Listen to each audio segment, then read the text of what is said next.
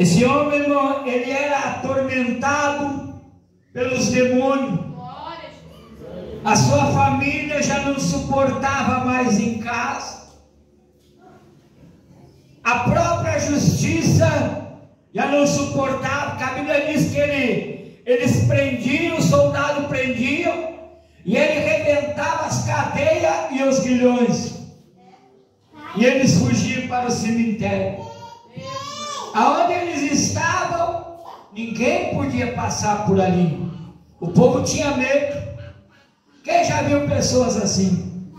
Quando eu assim saí da mensagem, quando eu era menino, uns crianças, eu tinha meus 13 para 14 anos, e ali tinha uma família, lá da minha casa, ali em Camaquana, Vila Viegas, e ali tinha um jovem, moço.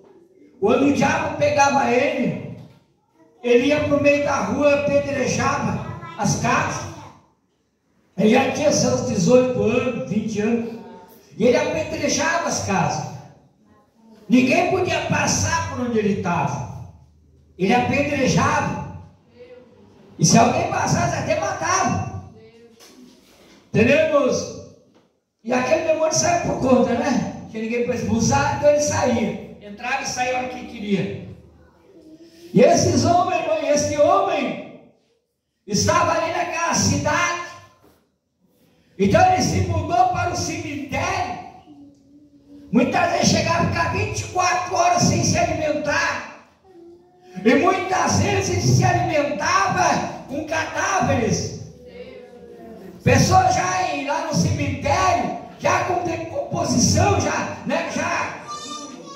há dias morto, ele ia lá e se alimentava daqueles cadáveres.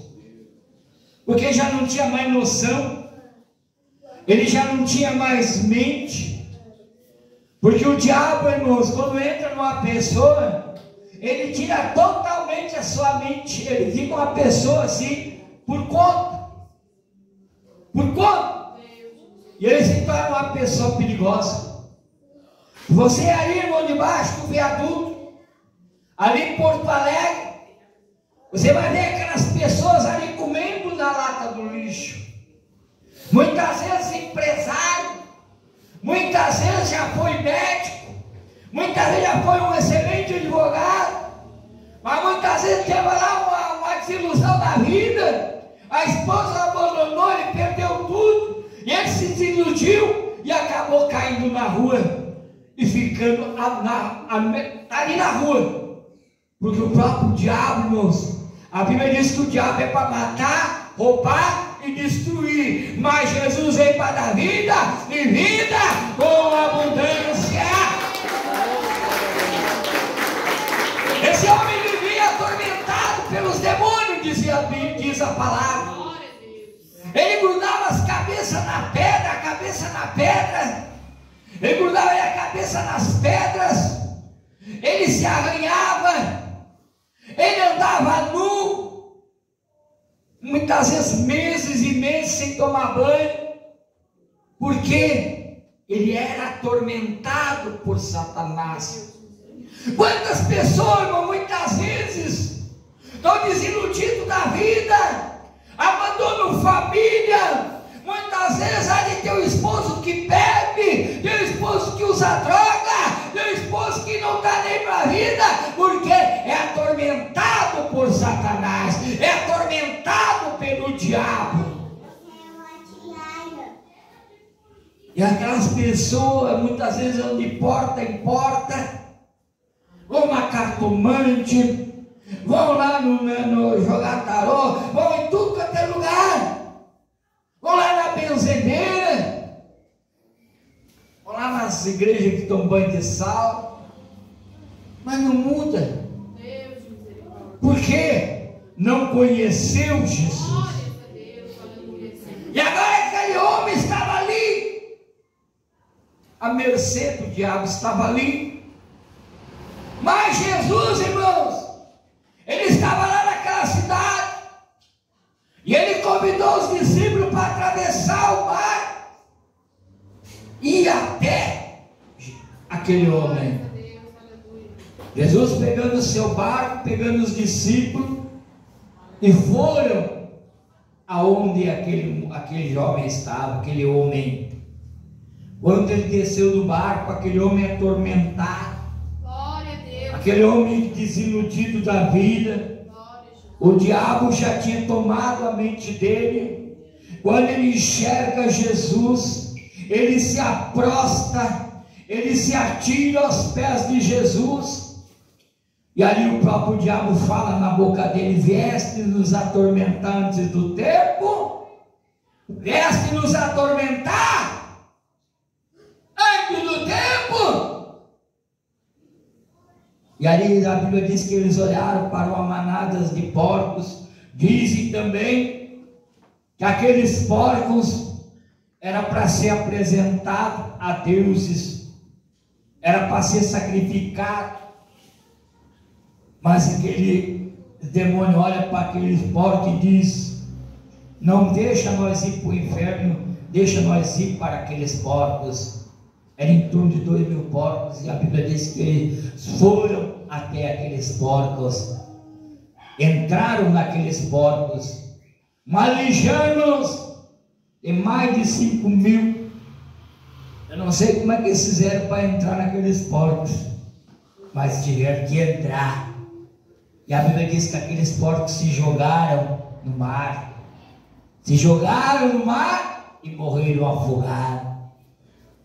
Os donos daqueles porcos foram apavorados até a cidade e anunciaram que tinha um homem lá, e agora aquele homem dá um prejuízo. Mas eles não olharam para aquele homem que estava ali. Quando eles chegaram até aquele homem já estava vestido, já estava na consciência, mas eles não queriam saber. Eles queriam saber do prejuízo que eles levaram. Eles não estavam olhando para a situação daquele homem, mas sim para o prejuízo que eles levaram. Eles não estavam olhando para aquele homem que agora podia retornar para sua família, agora podia ter uma vida produtiva. Eles não olharam para aquela situação, mas sim olharam para o prejuízo que eles tiveram. E eles disseram: sai dessa cidade. E a Bíblia diz que correram Jesus daquele lugar. Mas Jesus deixou a semente plantada. Aquele homem queria seguir Jesus. Aquele homem já queria evangelizar com Jesus. Mas Jesus disse: não, tu tem que ficar aqui, porque aqui vai ser mais um evangelho anunciado. A Bíblia diz que ele foi e anunciou o evangelho naquele lugar, naquelas cidades que estavam ali. Muitas vezes, irmão, o homem olha para a sua vida, ele não olha para Jesus. Muitas vezes ele olha para os bens materiais, mas ele não olha para Jesus. Jesus, nessa noite, assim como ele entrou na vida daquele homem, assim como ele entrou na vida daquele homem, entrou na vida daquela família, ele quer entrar na tua vida, ele quer entrar na tua família e fazer uma obra, e fazer um milagre, e fazer uma coisa linda na tua vida. Mas para isso, nós temos que abrir nosso coração. Mas para isso, nós temos que deixar Jesus entrar na nossa vida. Jesus podia ter ficado lá, onde ele estava tinha uma multidão, mas Jesus não olhou para a multidão. Jesus olhou para um homem só, que estava lá naquela cidade. E nessa noite Jesus não está olhando lá para a multidão, ele está olhando para você. Glória a Deus. Ele está olhando para a tua família. Você é a fonte de bênção. Nunca deixe alguém dizer que você não vale nada. Quantas pessoas às vezes é desprezado, quantas pessoas muitas vezes não recebem nas casas. Muitas vezes a pessoa às vezes é do vício, ninguém quer receber, então não é. Às vezes a pessoa lá é humilde, como se diz, né? Pobre, humilde. Muitas vezes não tem aquele alimento, né, necessário para botar na mesa. Mas as pessoas não querem receber porque ele é humilde. Fazem pouco. Mas tem um que não faz pouco, não. Tem um que não faz pouco de você, não. Tem um que deu a vida por você. Tem um que subiu no madeiro por causa de você. Tem um que subiu e tem um que deu a vida por você. Esse é Jesus.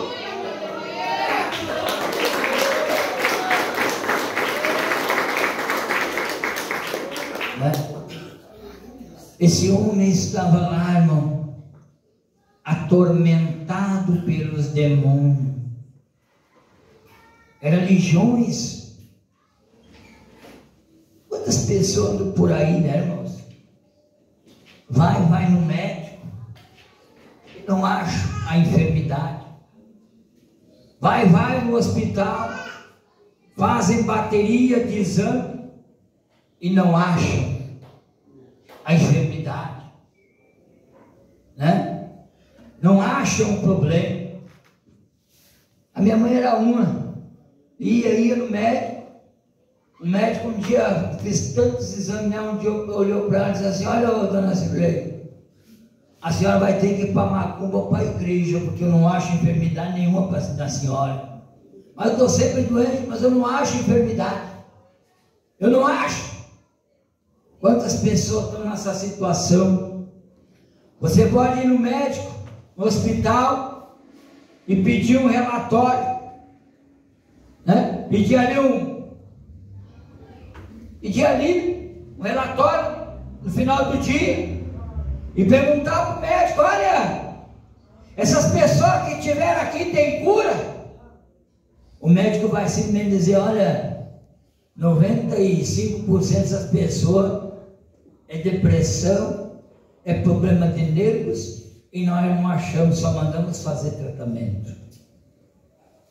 Quantas pessoas nessa situação estão lá? Mas no momento que a pessoa se coloca na presença de Deus, no momento que a pessoa aceita, a gente tem que aceitar Jesus. Tem que aceitar Jesus.